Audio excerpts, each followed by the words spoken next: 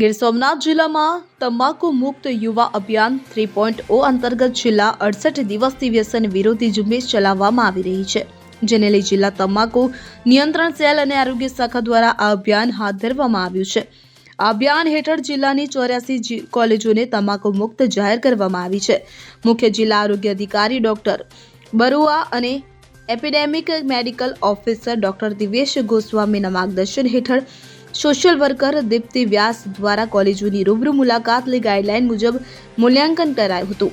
જિલ્લા collector NB Upadhyay તમામ સરપંચો અને તલાટી કમ મંત્રીઓને આરોગ્ય વિભાગના સંકલનમાં રહી જિલ્લાના તમામ ગામોને સ્મોક ફ્રી બનાવવા માટે પત્ર સૂચનાઓ આપી છે. સીઓટી પીએ 2003 એક્ટનો કડક અમલ કરીને 644 કેસ નોંધવામાં આવ્યા છે અને કુલ રૂપિયા 16,640નો દંડ વસૂલ કરવામાં આવ્યો છે.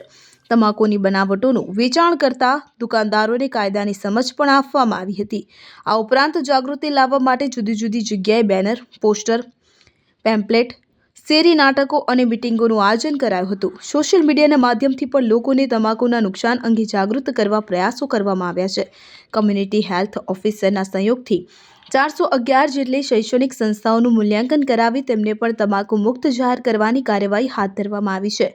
આરોગ્ય વિભાગ દ્વારા સમાજ અને પરિવારના સહયોગથી તમાકુના ઉપયોગને ઘટાડવા અને યુવાઓને સ્વસ્થ જીવન જીવવા પ્રેરિત કરવા માટે પ્રયાસો ચાલુ છે. ગીર સોમનાથ જિલ્લાને તમાકુ મુક્ત બનાવવા માટે સૌને સહયોગ આપવા અપીલ કરવામાં આવી છે. Bureau report CN24 news. હવે જુઓ દેશ દુનિયાની તમામ ખબરો તમારી આંગળીના ટેરવે. ઉઠાવો મોબાઈલ અને Google Play Store પરથી ડાઉનલોડ કરો અમારી CN24 ન્યૂઝ મોબાઈલ એપ.